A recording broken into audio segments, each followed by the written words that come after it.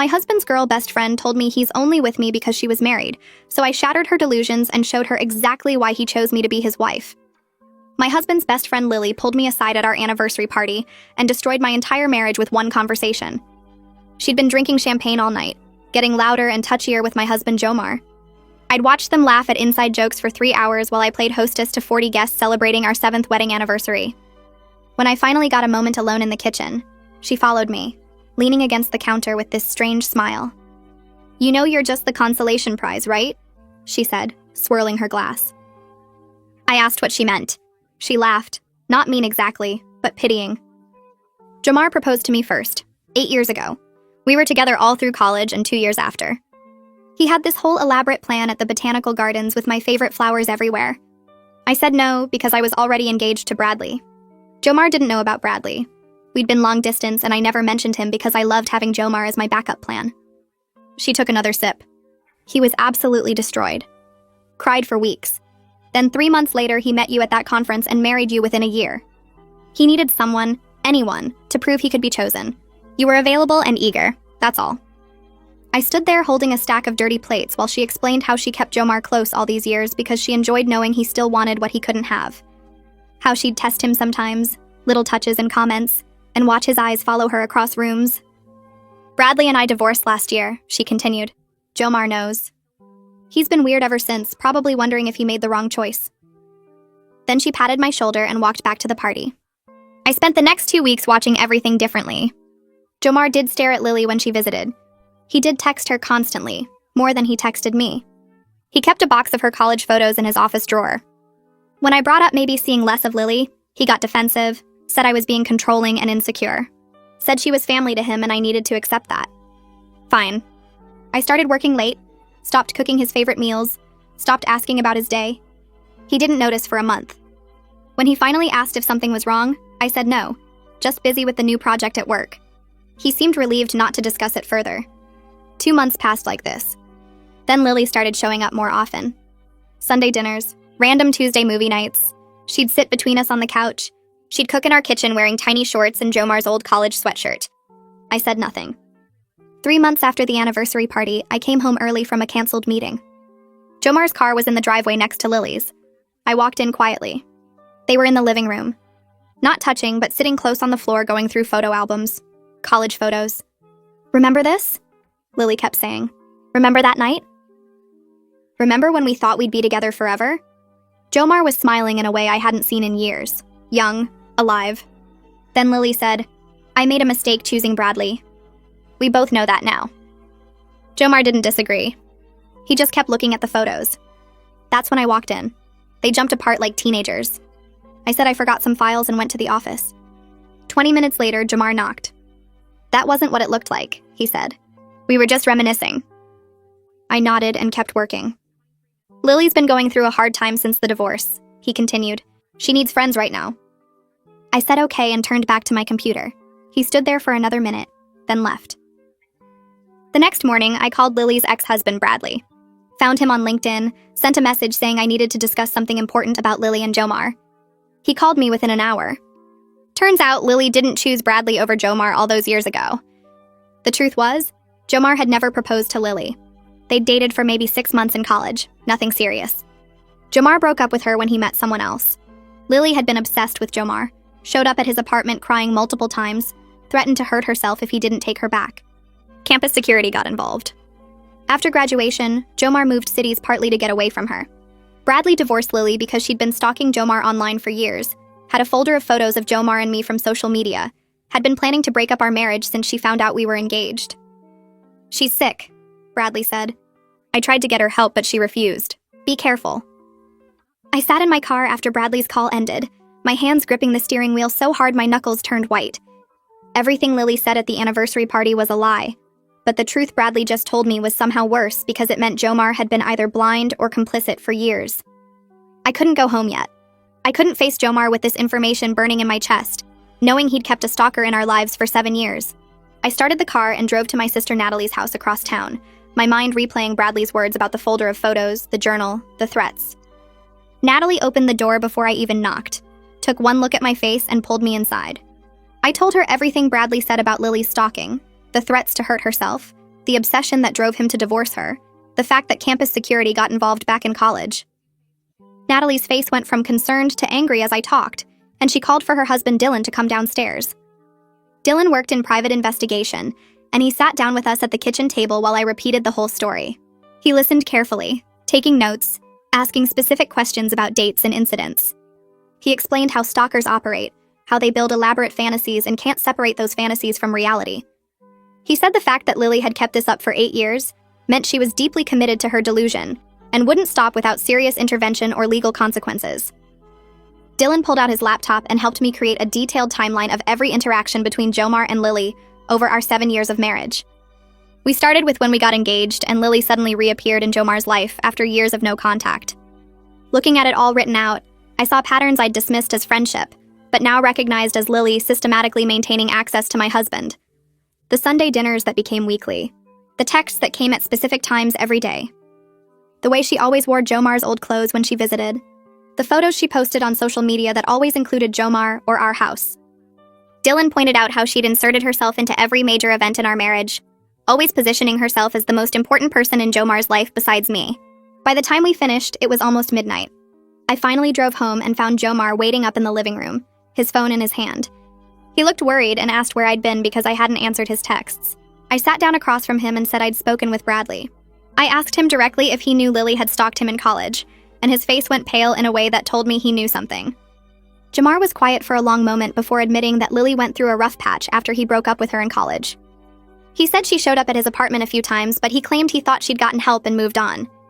When I pointed out she'd been in our lives constantly for 7 years, he got defensive. He said I was overreacting, that Bradley was probably lying because he was bitter about the divorce, that Lily was just a good friend who cared about him. I pulled out the timeline Dylan helped me create and spread it across the coffee table. I pointed out every time Lily showed up unannounced, every time she wore his old college clothes, every time she positioned herself physically between us on the couch or at parties. Jomar stared at the paper for a long time, his finger tracing the dates and incidents. Finally, he said he needed to think about this, which wasn't the immediate horror and protection I needed from him. I wanted him to be angry, to call Lily right then and tell her to stay away, to apologize for letting this happen. Instead, he just sat there looking at the timeline like it was a puzzle he couldn't solve. I went to bed alone while he stayed on the couch. The next morning, I called Bradley back before Jomar woke up. I asked if he still had any of the evidence from Lily's stalking that led to their divorce. Bradley said he kept everything because his lawyer told him to, and he was willing to share it with me if it would help protect me and Jomar from her. He said he'd email it over within the hour. I sat at my laptop refreshing my inbox until Bradley's email came through. The folder contained screenshots of Lily's social media obsession with Jomar, going back years before Bradley even knew about it. Photos she'd collected of him from mutual friends' accounts, saved and organized by date. A journal she'd kept documenting Jomar's daily routines, what time he left for work, what coffee shop he went to, what gym he used. Reading her entries made my skin crawl because she wrote about him like they were in a relationship even while she was married to Bradley. She described imaginary conversations they'd have, plans for their future together, how she was just waiting for the right time to make Jomar see they belonged together. That evening, I showed the evidence to Jomar. I watched his face carefully as he read through Lily's journal entries about him. He looked sick, his hand shaking slightly as he scrolled through page after page of her obsessive documentation. But then he tried to minimize it by saying she was probably just venting harmlessly in a private journal, that lots of people write things they don't mean. I stared at him in disbelief and asked if he seriously thought a married woman keeping a journal about his daily schedule and writing about their imaginary future together was harmless venting. I closed the laptop and looked at Jomar sitting there on the couch. I told him he needed to cut off all contact with Lily right now, immediately. No more texts or calls or visits. He opened his mouth and then closed it again. He shifted in his seat. He said he couldn't just ghost someone who'd been his friend for so long. He said it would be cruel to cut her off without explanation when she was going through a hard time with the divorce. I felt my stomach drop listening to him defend her even after reading her journal entries about tracking his daily schedule. I asked him if he understood that his friend was actually a stalker who'd been planning to break up our marriage for years. He got defensive and said I was overreacting, that Bradley probably exaggerated everything because he was bitter, that Lily just needed better boundaries, not total abandonment. I stood up and told him his priority right now should be protecting his wife, not worrying about hurting his stalker's feelings. He said I was being controlling and jealous just like he'd worried about. That's when I really lost it. I pointed at the laptop and asked if he'd actually read the part where she wrote about waiting for the right moment to make him see they belonged together. He said she wrote that stuff while married to someone else, so obviously she didn't really mean it. I stared at him, trying to understand how he could be this blind or this willfully ignorant. We fought for 2 hours, going in circles with him making excuses, and me pointing out facts he couldn't deny, but somehow still managed to minimize. He kept saying Lily was harmless, just confused, just going through something difficult. I kept saying she was dangerous and obsessed and had been manipulating both of us for 7 years. Finally, around midnight, he said he needed space to think and he'd sleep in the guest room. I watched him grab a pillow and walk down the hall. I lay in our bed alone, staring at the ceiling, wondering if my marriage had ever been real or if I'd just been a placeholder in Lily's long game to get Jomar back. I didn't sleep at all that night. The next morning, Jomar left for work early without saying goodbye. I called my friend Caroline around 9 after I knew she'd be between clients. She's a therapist, but I wasn't calling for professional advice. I just needed someone to tell me if I was losing my mind. She listened while I explained everything from the anniversary party to Bradley's revelations to Jomar's refusal to cut contact. When I finished, Caroline was quiet for a moment. Then she said my instincts were absolutely right. She said Jomar's defensiveness was a huge red flag because he was prioritizing his stalker's feelings over my safety and our marriage. She said I needed to protect myself even if Jomar wouldn't. I started crying on the phone, relieved that someone validated what I was seeing. Caroline told me to document everything going forward. Every text from Lily, every conversation with Jomar, every incident. She said I should also consult with a lawyer, not necessarily for divorce, but to understand my options if Jomar kept choosing Lily's presence over my peace of mind. I thanked her and hung up feeling slightly less crazy, but way more scared about what all this meant. Jomar came home that evening and we barely spoke. He made himself dinner while I worked on my laptop. We moved around each other like strangers. 2 days passed like this, cold and distant, sleeping in separate rooms. Then on Thursday morning, I got a text from Lily. She asked if everything was okay because Jomar had been distant with her lately. I read that message 3 times. She'd noticed a 2-day change in Jomar's behavior toward her. She was monitoring him closely enough to detect a slight shift in his texting patterns or response times. Everything Bradley had told me about her obsessive attention to Jomar's patterns was right there in one text message. I took a screenshot immediately and added it to the folder Dylan had helped me create. When Jomar got home that evening, I showed him Lily's text on my phone.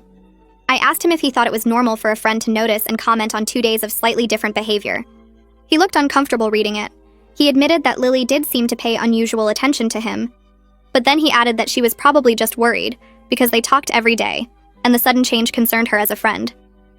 I asked him what kind of friend monitors another person's communication patterns that closely.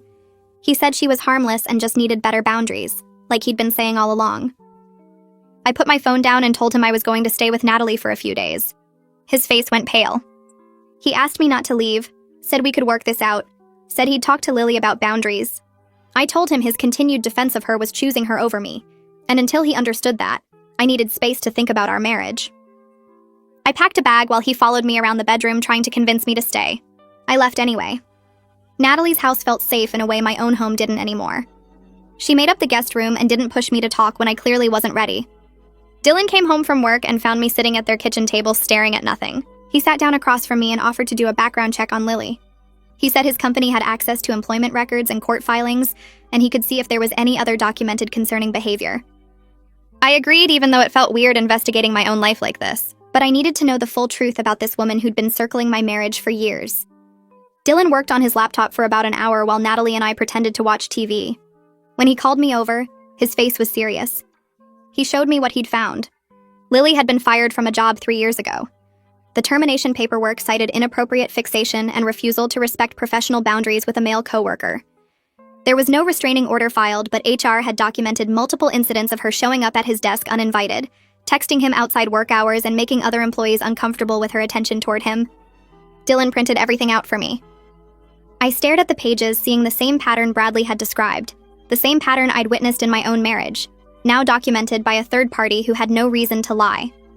I sent photos of the HR documentation to Jomar that night with no message attached. He called me immediately. I didn't answer. He texted saying we needed to talk.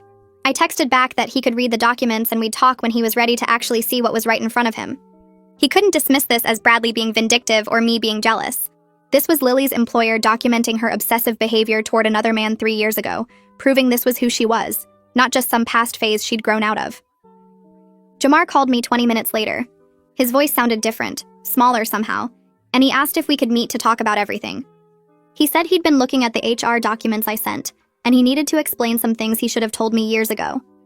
I agreed to meet him at a coffee shop halfway between Natalie's house and ours, neutral territory where neither of us had the advantage. I got there first and picked a table in the back corner where we could talk without being overheard. Jamar walked in looking like he hadn't slept, his shirt wrinkled and his hair uncombed. He sat down across from me and immediately started apologizing, saying he'd been thinking about Lily's behavior over the years, and he realized he'd been making excuses for things that weren't normal. He admitted he'd felt uncomfortable sometimes with how much attention she paid to him, how she'd show up places he mentioned going, how she remembered details about his life that even he forgot. But he'd convinced himself he was being arrogant to think she still had feelings for him after all these years, that he was imagining patterns that weren't really there. I asked him why he was finally seeing it now, and he pulled out his phone to show me Lily's texts. Since I'd left for Natalie's house 3 days ago, she'd sent him 17 messages asking what she did wrong and begging him to explain why he was pulling away from her. I scrolled through them and watched the tone shift from concerned friend to something desperate and possessive. The first few messages asked if he was okay and if our marriage was having problems. Then they got more intense, saying she could tell something was different in how he was acting toward her, and she deserved to know what changed. The most recent ones from this morning said she knew I was behind this, and she wouldn't let me destroy their friendship. I handed his phone back and asked him if he thought that sounded like normal friend behavior.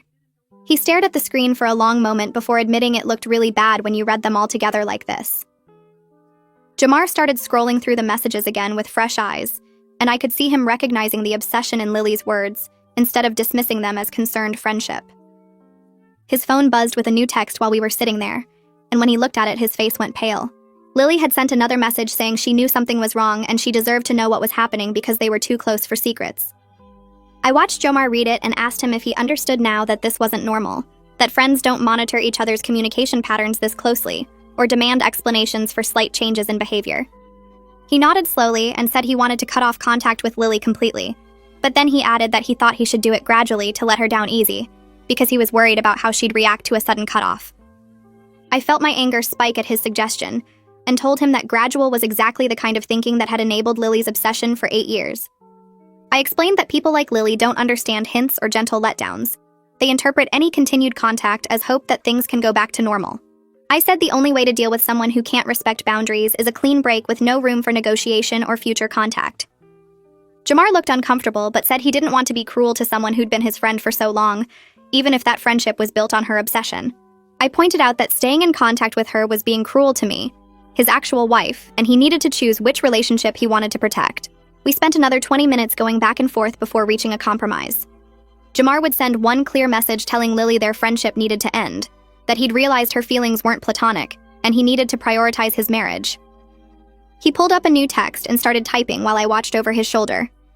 His first draft was full of apologetic language and explanations that left room for her to argue or negotiate. I made him delete the parts where he said he was sorry, and he hoped she understood, the phrases that implied this was a mutual decision they could discuss. I told him to make it clear this wasn't up for debate, that the friendship was over effective immediately. He retyped the message 3 times before I approved it, and then he stared at his phone for another minute before finally hitting send. Lily's response came within 2 minutes. Jomar's phone lit up with a text that filled the entire screen, and I watched his face as he read her calling him a liar. She said I'd poisoned him against her and she knew he didn't really want this. She threatened to tell everyone the truth about how Jomar had led her on for years, while using me as a placeholder until she was available again. Jomar looked shocked and started to respond, but another message came through before he could type anything. Then another. His phone kept buzzing with new texts, each one longer and more unhinged than the last. I took Jomar's phone from his shaking hands and read through Lily's messages as they continued to pour in. She cycled through anger and pleading and threats in the span of 5 minutes. She said she had proof that Jomar encouraged her feelings, that he'd told her he married me too quickly and regretted it, that he'd promised they'd be together once she left Bradley. She claimed she'd saved every text and email where Jomar complained about our marriage, and said he wished things had been different between them. She said she'd show everyone the evidence and they'd all see that I was the villain keeping Jomar trapped in a loveless marriage. I looked up from the phone and asked Jomar directly if any of what Lily was claiming was true. He swore immediately that he never said those things, never encouraged her, never promised her anything. But I could see guilt on his face about something, and when I pressed him harder, he admitted he sometimes complained about our marriage to Lily when we were fighting. He said he'd vent to her about arguments we had, or times when he felt like we weren't connecting, and he guessed she must have interpreted his complaints as him wanting out of our marriage. I felt something cold settle in my stomach as I realized what he was describing. He'd been using Lily as an emotional affair partner even if it never became physical. We spent the next hour sitting in that coffee shop going through every conversation Jomar could remember having with Lily about our marriage. He told me about the time he complained to her after we fought about his parents visiting, and she'd said he deserved someone who appreciated his family. He mentioned venting about our sex life during a rough patch, and Lily had said some people just weren't compatible in that way. Every example he gave showed him sharing intimate details of our problems with someone who was actively hoping we'd fail, feeding information to someone invested in our breakup. I realized he'd been giving Lily ammunition to use against our marriage for years, showing her exactly where our weak points were, so she could position herself as the better option. Jomar broke down crying right there in the coffee shop, his shoulders shaking as he said he never meant to betray me. He insisted he thought Lily was just a supportive friend who understood him, someone he could talk to when things got hard. I felt a weird mix of anger and pity watching him realize he'd been manipulated, but I also knew he'd chosen to confide in her instead of working on our marriage or seeing a real therapist. He'd picked the easy comfort of someone who told him what he wanted to hear over the hard work of actually fixing our problems. His phone kept buzzing with more messages from Lily, but neither of us looked at them anymore. We just sat there in silence while Jomar cried, and I tried to figure out if our marriage was something I even wanted to save, after learning he'd been emotionally cheating on me for years, with a woman obsessed with destroying us. We left the coffee shop around 4 in the afternoon and drove home separately because I needed space from Jomar, even though we were heading to the same place. His phone rang the entire drive home, and I watched in my rearview mirror as he kept declining the calls while gripping his steering wheel. When we pulled into our driveway, his phone had 17 missed calls from Lily, and the voicemails started playing automatically through his car speakers loud enough that I heard them from my own car. Her voice got louder and more frantic with each message, saying she knew I was poisoning him against her and she wouldn't let me destroy their connection. She called him her soulmate, said I was keeping him prisoner in a loveless marriage, and that she'd fight for him no matter what I tried to do. The last voicemail was her crying and begging him to just talk to her for 5 minutes, so she could explain everything. Jomar sat in his car staring at his phone screen like he didn't recognize it, and I walked over and knocked on his window. He looked up at me with red eyes and unlocked the doors so I could slide into the passenger seat. I took his phone from his shaking hands and opened the recording app Dylan had helped me install earlier that week. Then I played back through all of Lily's voicemails while the app captured everything. Jomar listened to her voice cycle through anger and pleading and threats, and I watched his face change as he finally heard how she really sounded when she wasn't performing the role of casual friend. She said things in those messages that no friend would ever say, claiming Jomar had promised her they'd be together once she left Bradley, insisting she'd saved every text where he complained about me, and wished things had been different between them. Jomar kept shaking his head and saying he never promised her anything, never encouraged her feelings, but I could see him recognizing the obsession that everyone else had been trying to show him for weeks now. His hands trembled as he scrolled through the text messages she'd sent during our coffee shop conversation, watching the pattern of her desperation play out in real time. I saved everything to the cloud like Dylan instructed and forwarded copies to my own phone, building the case for harassment that we both knew was coming. Jomar looked sick as he read through message after message where Lily swung between love-bombing him with memories of college and vicious attacks on me, calling me controlling and abusive and saying I'd manipulated him into cutting her off. That evening around 7, we were sitting in the living room trying to figure out our next steps when the doorbell rang 3 times in quick succession, followed by loud knocking. Jomar jumped up to answer it, but I grabbed his arm and pulled him back down, looking through the window to see Lily pacing on our front porch. She rang the bell again and started knocking harder, calling out that she knew we were home because both our cars were in the driveway. Jomar stood frozen watching her through the curtain while she pressed her face against the window trying to see inside, and I pulled out my phone to call the police. Lily started yelling through the door that she deserved an explanation for why Jomar was abandoning her after everything they'd been through together, saying she'd been there for him through his worst times, and he owed her at least a conversation. Her voice got louder as she pounded on the door, and I gave our address to the emergency operator, explaining that someone was refusing to leave our property after being told the friendship was over. Jomar kept staring at Lily through the window like he was watching a stranger, this woman he'd known for over a decade transforming into someone he didn't recognize at all. The operator told me to stay inside and keep the doors locked until an officer arrived, and I could hear Lily's muffled shouting about how I'd brainwashed Jomar and stolen him away from her. She kicked the door once and Jomar flinched, finally understanding that this wasn't just awkward or uncomfortable, but actually dangerous. The police officer arrived about 15 minutes later, and I watched through the window as he approached Lily on our porch. She immediately switched to a calmer tone, and I saw her gesturing toward our house while talking to him, probably explaining that she was Jomar's best friend and just wanted to check on him. The officer listened for a few minutes, then knocked on our door and asked to speak with us, and Jomar opened it while I stood behind him. The officer took our statement about ending the friendship and asking Lily to stop contact, and he wrote everything down in his notebook, including the voicemails and messages she'd sent. He turned back to Lily and told her she needed to leave our property immediately, explaining that she was trespassing and if she returned, we could pursue charges against her. Lily's face changed from concerned friend to something harder, and she told the officer that she'd been Jomar's best friend for over a decade, and she had a right to talk to him. She pointed at me and said I was controlling and abusive, that I was keeping Jomar isolated from everyone who cared about him, and that the officer should be worried about Jomar's safety, not hers. The officer remained professional and repeated that she needed to leave the property now, and Lily finally started walking toward her car, but not before turning back to shout that this wasn't over. She got in her car and sat there for another minute staring at our house before driving away, and the officer waited until she was gone before talking to us again. He suggested we document everything and consider getting a restraining order if Lily continued trying to contact us, saying he'd seen situations like this escalate before. He explained that the fact she showed up at our home after being told to stop contact was a concerning sign that she might not respect boundaries even with police involvement. After the officer left, Jomar and I sat in the living room in silence for a long time before either of us could talk about what just happened. We ended up staying awake until 3 a.m. going over everything about our marriage, about how we got here, about whether we could actually fix this mess. Jomar apologized for not seeing Lily's obsession earlier, for confiding in her instead of me about our problems, for defending her all those times when I tried to raise concerns about her behavior. He cried again and kept saying he was sorry, but I told him I needed more than apologies, because sorry didn't undo years of him choosing to share our intimate problems with someone who wanted us to fail. We talked about every fight we'd had where he ran to Lily afterward, every rough patch in our marriage where she was the person he turned to instead of a real therapist or marriage counselor. Jomar admitted he liked having someone who made him feel understood without challenging him to actually work on our issues, and hearing him say that out loud made me realize how deep his betrayal went. I asked him if he wanted to stay married to me, or if he'd rather try to make things work with Lily now that she was available, and he looked shocked that I'd even ask. He swore he never wanted Lily romantically and never encouraged her obsession, but I pointed out that his actions told a different story regardless of his intentions. I told Jomar that if we were going to try to save our marriage, he needed to start therapy immediately, both individual sessions to understand why he allowed this toxic dynamic and couples counseling with me to rebuild the trust he'd destroyed. He agreed without hesitation, and I saw genuine remorse on his face, but I also knew that remorse wasn't the same as actual change. I explained that I needed to see consistent action over time, not just promises made in a moment of crisis when he was scared of losing me.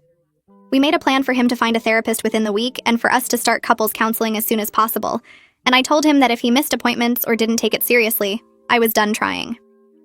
Jomar nodded and reached for my hand, but I pulled away, telling him that physical comfort wasn't something he'd earned back yet. We finally went to bed in separate rooms around 3:30 in the morning, both of us exhausted but knowing sleep wouldn't come easy after everything that happened. Over the next week, Lily continued trying to contact Jomar through every method she could think of since he'd blocked her number. She sent emails to his work account and personal account, messaged him through social media platforms we'd forgotten he even had accounts on, and created new accounts when he blocked those too. Each message swung wildly between love bombing him with happy memories from college and vicious attacks on me, calling me every name she could think of and blaming me for destroying their friendship. I screenshot everything and added it to our growing file of evidence, watching the pattern of her obsession play out in digital form. Jomar looked more disturbed with each new message, finally seeing clearly what everyone else had been trying to tell him about Lily's unhealthy fixation. She sent him photos from college with captions about how happy they used to be, then followed up with messages saying I'd never understand him the way she did. One night, she sent 17 messages in 2 hours, each one more desperate than the last, begging him to remember their connection, and promising she could make him happier than I ever could. Dylan came over that weekend with a security consultant friend to help us install cameras around our house and change all the locks. He explained that stalkers often escalate when they lose access to their target, and the cameras would give us evidence if Lily tried to show up again. Jomar looked embarrassed that we needed these precautions because of someone he'd called his best friend for years, but he helped with the installation without complaining. We put cameras at the front door, back door, and driveway, all connected to an app on both our phones so we could check them from anywhere. Dylan's friend also installed motion sensor lights around the perimeter of the house and showed us how to set up alerts if anyone approached the property. The whole process took about 4 hours and cost more money than I wanted to spend, but I knew it was necessary to feel safe in our own home. Jamar kept apologizing while we worked, saying he never imagined his friendship with Lily would lead to us needing security cameras and new locks. I didn't respond because there wasn't anything to say that would make the situation less awful. The next morning, I woke up to texts from 3 different people asking if Jamar and I were okay, because Lily had posted something weird on Facebook. I checked her profile and saw a long post about fake friends and people who stab you in the back after you give them everything. She didn't name us, but everyone who knew about their friendship would understand who she meant. Jamar got similar messages throughout the day from coworkers and mutual friends wanting to know what happened between him and Lily. He sat at the kitchen table staring at his phone, clearly stressed about how to respond to people. I could see him typing and deleting messages over and over, trying to figure out what to say that wouldn't make things worse but also wouldn't let Lily paint herself as the victim. He finally asked me what I thought he should tell people, and I said he needed to be honest about why he ended the friendship. I explained that Lily was already controlling the story with her vague posts, and if he stayed silent, people would believe her version where she did nothing wrong and we just turned on her for no reason. Jamar looked uncomfortable with the idea of sharing private details, but I reminded him that Lily had a documented history of stalking and obsessive behavior that people needed to know about for their own safety. He agreed to talk to his closest friends and coworkers about the real situation, instead of making up some polite excuse about growing apart. The next day at work, Jamar sat down with his coworker Marshall during lunch and explained everything about Lily's stalking history from college, Bradley's divorce revelations, and her recent escalating behavior. Marshall listened carefully and then admitted something that made Jamar go quiet. He said he always thought Lily's attention toward Jamar seemed too much, like she watched him constantly and got upset when he talked to other women at the office. Jamar asked what he meant, and Marshall described how Lily used to show up at their office building sometimes, supposedly to meet Jamar for coffee, but she'd arrive early and watch through the lobby windows. Marshall had seen her standing outside their floor multiple times, timing her arrival for when Jamar usually took his break.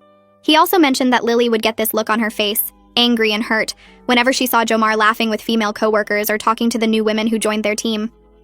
Marshall said he brought it up once years ago, suggesting that maybe Lily had feelings Jamar should address. But Jamar had brushed it off, saying Lily was just protective of him like a sister would be. Marshall hadn't pushed the issue because it wasn't really his business, and Jamar seemed happy to keep Lily around. Hearing this made Jamar realize how many signs he'd ignored or explained away over the years. He started thinking about all the times Lily found excuses to touch his arm or shoulder during conversations, how she'd lean in close when they talked even in group settings.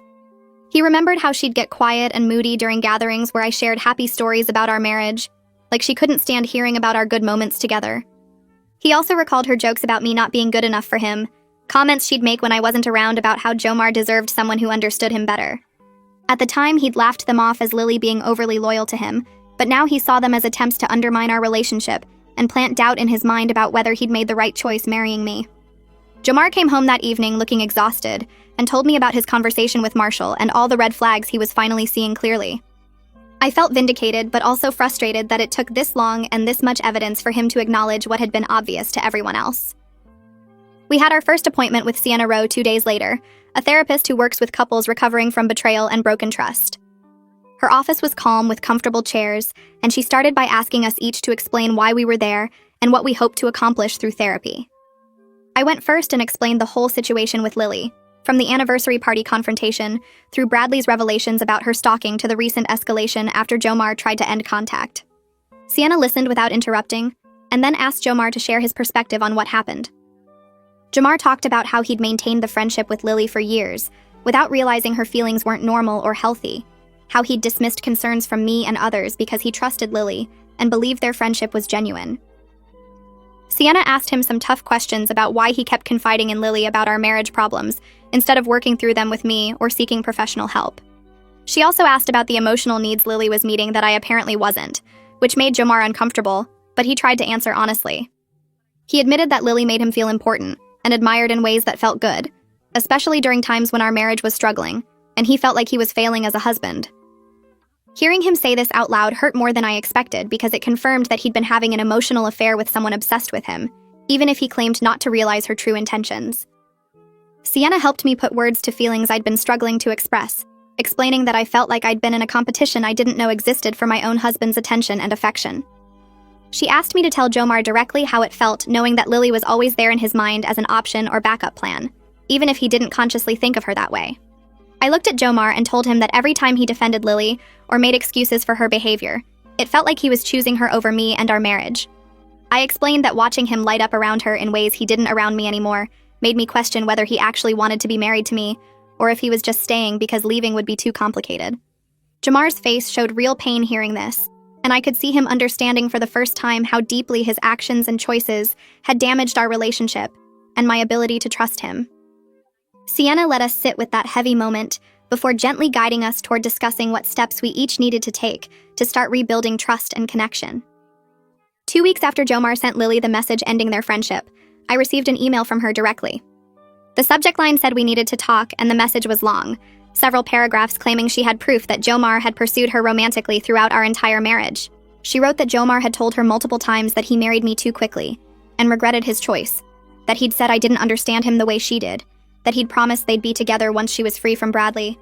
Attached to the email were screenshots of text conversations between her and Jomar, and at first glance they seemed to support her claims. I felt sick reading through them, seeing messages where Jomar appeared to be flirting with Lily and complaining about me.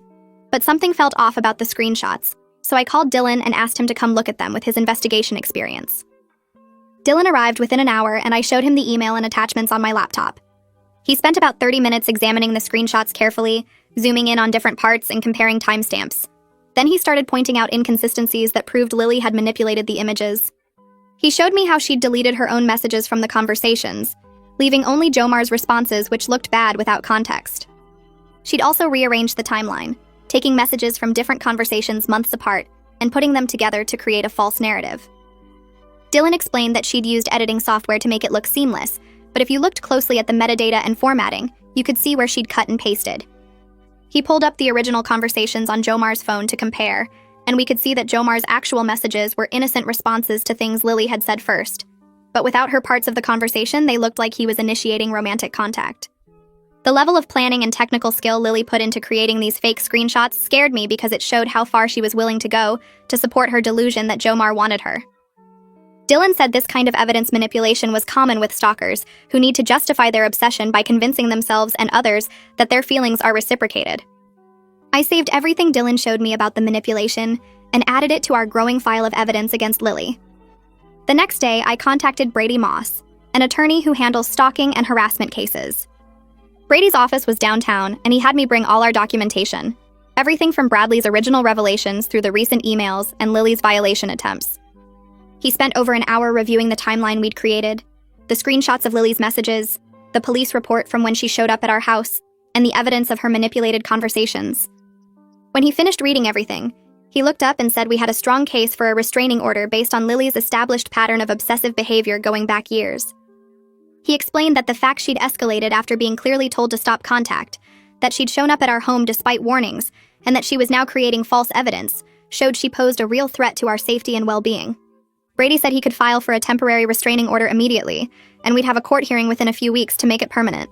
He warned us that Lily would likely get worse before she got better, because stalkers often react badly to legal consequences, seeing them as further proof that their target is being controlled or manipulated by others. I signed the paperwork authorizing Brady to move forward with the restraining order and left his office feeling both relieved that we were taking legal action and anxious about how Lily would respond when she got served.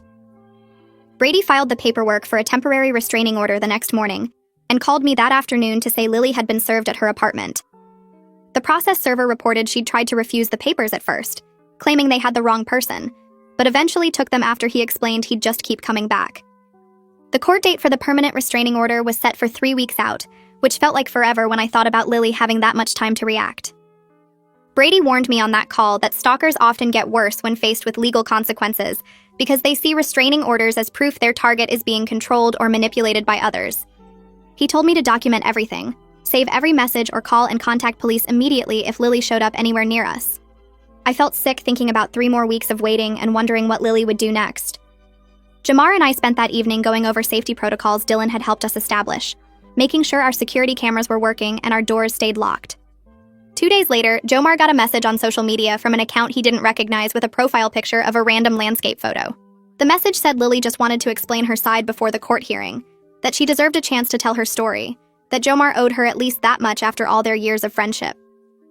Jomar showed me immediately, and we both recognized Lily's writing style in the desperate tone and the way she phrased things. She'd created a fake account to get around the temporary restraining order that specifically said no contact direct or indirect. I took screenshots of everything while Jomar blocked the account, and then I called Brady to report the violation. Brady sounded almost pleased when I told him what happened, explaining that violations this quick after a restraining order is issued actually strengthen our case significantly. He said judges take restraining order violations very seriously, especially when they happen within days of the order being served, because it demonstrates the person is unlikely to comply without serious legal consequences. Brady filed the violation documentation with the court that same day, adding it to our growing case file against Lily. The violation gave me a weird mix of relief and fear, because it proved we needed the restraining order, but also showed Lily wasn't going to respect boundaries even when legally ordered. That weekend, Jomar's parents called after hearing about the restraining order through mutual friends who'd seen Lily posting vague things on social media about betrayal and legal abuse. His mom sounded confused and worried, saying they'd always thought Lily was such a nice girl and a good friend to Jomar.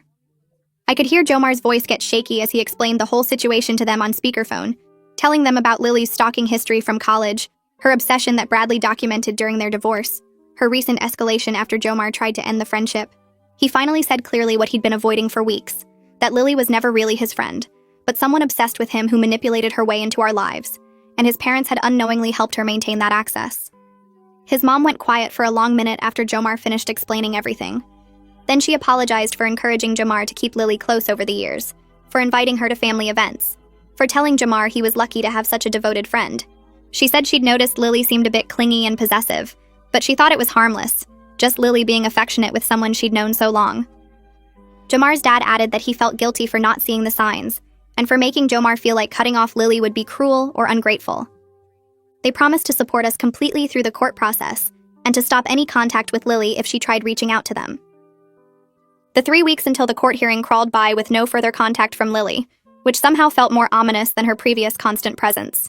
The morning of the hearing, I put on a conservative dress and Jomar wore a suit, both of us trying to look as credible and stable as possible. Brady met us outside the courtroom and reviewed what would happen, who might testify, what questions the judge might ask. Then we walked in, and I saw Lily sitting at a table with her own lawyer, wearing a soft pink sweater and looking small and sad like she was the victim in all this. Her lawyer was a woman in her 50s who kept patting Lily's hand and shooting angry looks at Jomar and me. When the hearing started, Lily's lawyer tried to paint her as a heartbroken friend who'd been abandoned without explanation by someone she cared about deeply. She claimed Jomar had led Lily on for years with inappropriate attention and intimate conversations, making Lily believe they had a special connection beyond friendship. Then her lawyer said I was an abusive and controlling spouse who was isolating Jomar from his support system and manipulating him against people who genuinely cared about him. I felt my face get hot listening to these lies, but Brady had prepared me for this strategy. Brady presented our evidence methodically, starting with Bradley's testimony about Lily's behavior during their marriage. Bradley walked to the witness stand looking nervous but determined, and he brought a thick folder of documentation from their divorce proceedings. He described finding Lily's folder of Jomar photos, hundreds of images saved from social media going back years. He explained about the journal where Lily tracked Jomar's movements and routines, writing entries like they were in a relationship even while she was married to Bradley. The judge listened carefully, asking Bradley specific questions about dates and details, and I watched Lily's lawyer realize their victim narrative was falling apart. Bradley's voice stayed steady as he explained that Lily's obsession with Jomar was the primary reason he filed for divorce, that he'd tried to get her help, but she refused to acknowledge her behavior was problematic. When Brady showed the judge Lily's recent messages and the fake social media account she'd created to violate the temporary restraining order, I saw the judge's expression harden. He looked at Lily and asked her directly why she'd contacted Jomar after being legally ordered not to, and she started crying, saying she just wanted closure and didn't think one message counted as real contact. The judge granted a 3-year restraining order without much deliberation after that. He told Lily that her behavior showed a clear pattern of obsessive fixation that required serious intervention and consequences. He ordered her to stay at least 500 feet away from both of us, from our home and from Jomar's workplace, with absolutely no contact, direct or indirect, through any means. Lily started crying harder, telling the judge he didn't understand that she and Jomar had a special connection that went back years, that I'd manipulated everyone against her by lying about her intentions. The judge's face got stern, and he warned Lily that any violation of this order would result in immediate arrest and criminal charges, that her behavior in court was only confirming his decision to grant the restraining order. Lily's lawyer had to physically guide her out of the courtroom while she kept looking back at Jomar with tears streaming down her face. Walking out of the courthouse into the bright afternoon sun, I felt relieved that we finally had legal protection, but not victorious because I knew a piece of paper wouldn't magically fix Lily's obsession with my husband. Jomar held my hand tight as we walked to the parking lot, and he said he was sorry for all of it, for not seeing the truth about Lily sooner, for putting me through months of fear and doubt, for letting someone dangerous stay in our lives so long. I believed he meant the apology, even though sorry didn't undo the damage or erase the months of manipulation we'd endured. The weeks that followed the courthouse hearing felt like learning to live in a different house, even though we never moved. Jomar called a security company the next day, and 2 technicians spent an afternoon installing cameras around our property. Front door, back door, driveway, all the angles where someone could approach without us knowing. I watched the feeds on my phone that first night, checking them every 20 minutes until Jomar gently took my phone and reminded me that constant checking wouldn't make us safer, just more scared. We started going to therapy every Thursday evening with Sienna, sitting on her comfortable couch that somehow made hard conversations slightly easier to have. Jomar began telling me everything without me having to ask, texting me when he left work, calling if he'd be 10 minutes late, showing me his phone when it buzzed even though I didn't request it. Some days his transparency felt suffocating because it reminded me why we needed it in the first place, but other days I appreciated seeing him actually try to rebuild what he'd broken. Natalie called me every few days just to check in, sometimes talking about normal sister stuff and sometimes letting me vent about how angry I still felt, even though Jomar was doing everything right now. She reminded me that healing wasn't linear, that some days I'd feel okay, and other days I'd want to scream, and both reactions were valid after what I'd been through. Caroline met me for coffee twice a week, listening to me process the weird mix of loving Jomar while also being furious at him for not protecting our marriage sooner. She never told me what to do, just sat with me in the mess of it all, which helped more than advice would have. During one therapy session, Sienna asked us to practice a communication exercise where we had to express difficult feelings without getting defensive or shutting down. Jomar went first, admitting he felt pressured to be perfect in our marriage, like any mistake or bad mood would prove he wasn't good enough. So Lily's constant admiration felt easier than facing his own insecurities with me. I listened without interrupting like Sienna instructed, even though part of me wanted to point out that his discomfort didn't excuse confiding in someone obsessed with him. When my turn came, I told Jomar that I sometimes shut down during fights instead of working through them because conflict scared me, and that distance I created gave Lily space to insert herself as his emotional support. Sienna nodded and said this honesty was necessary even though it hurt, that we both contributed to the cracks Lily exploited, which didn't make Lily's behavior okay but helped us understand how to build something stronger. The work felt exhausting, sitting in that office every week picking apart our marriage and our individual issues, but slowly I started seeing small changes in how we talked to each other at home. 3 months after the restraining order, Jomar's friend Diego called him sounding uncomfortable, saying Lily had reached out asking Diego to pass along a message. Diego told Jomar he'd refused and actually decided to cut ties with Lily completely after Jomar explained the full situation about her stalking and obsession. Jomar immediately called Brady to report the attempted contact, and Brady documented it as another violation of the restraining order's terms about indirect contact through third parties. The police contacted Lily with a warning that any further attempts would result in her arrest, and Brady said this violation actually helped our case by showing she couldn't follow court orders even with legal consequences hanging over her. Dylan's security consultant friend reminded us to stay alert because stalkers with obsessive patterns rarely give up completely. They just get quieter and wait for perceived opportunities. Our 8th anniversary arrived on a random Tuesday, and instead of throwing a party like last year, Jomar and I stayed home and ordered takeout from our favorite restaurant. We sat on the couch eating pasta and talking about how different this year felt from last year's celebration, where Lily had pulled me aside and started this whole nightmare. Jomar handed me an envelope after dinner, and inside was a letter he'd written in therapy about his commitment to our marriage and his understanding of how badly he'd failed me by not seeing Lily's manipulation sooner. I cried reading his words about taking responsibility without making excuses, about recognizing that his actions hurt me regardless of his intentions, about promising to do better every single day even when it was hard. We weren't back to where we were before all this happened, and honestly we never would be, because that version of our marriage was built on false foundations where Jomar had inappropriate boundaries, and I avoided difficult conversations. But we were building something new that felt more honest, with actual communication instead of assumptions. And some days I genuinely believed we'd make it through this stronger than before. I started seeing my own therapist separately from our couples sessions, a woman named Dr. Beck, who specialized in trust issues and relationship trauma. She helped me understand that Jomar's betrayal was real even if it wasn't a physical affair, that emotional infidelity and poor boundaries caused legitimate damage I was allowed to grieve. Dr. Beck said I didn't have to forgive quickly or pretend to be over it just because Jomar was trying harder now, that healing happened on my timeline, not anyone else's schedule. One evening, Jomar came home from work looking excited instead of his usual cautious, careful mood, and he told me his boss had offered him a promotion to senior manager. Instead of celebrating with coworkers first or waiting to tell me later, he came straight home to share the news with me, asking if we could go out to dinner to celebrate together. I felt myself smile genuinely for the first time in months. Not because of the promotion itself, but because he'd immediately included me instead of compartmentalizing his work life like he used to do. Small moments like this showed me he was really trying to change his patterns, and I was learning to acknowledge his efforts even while I was still healing from everything that happened. 6 months after the restraining order became permanent, Jomar and I drove 3 hours north to a small cabin by a lake for the weekend. We needed space away from our house where Lily had sat on our couch and cooked in our kitchen and tried to take my husband. The cabin had 2 bedrooms and a porch overlooking the water, and we spent the first evening just sitting outside watching the sunset without talking much. The next morning, Jomar made coffee and we sat at the wooden table discussing whether we should sell our house and buy something new in a different neighborhood. He said a fresh start might help us leave behind all the bad memories, and I agreed that coming home to the same living room where I'd found him looking at photos with Lily still made my chest tight sometimes. We looked at real estate listings on my phone and talked about what we wanted in our next place. Maybe something with a bigger yard and a proper office for each of us, so we had our own spaces.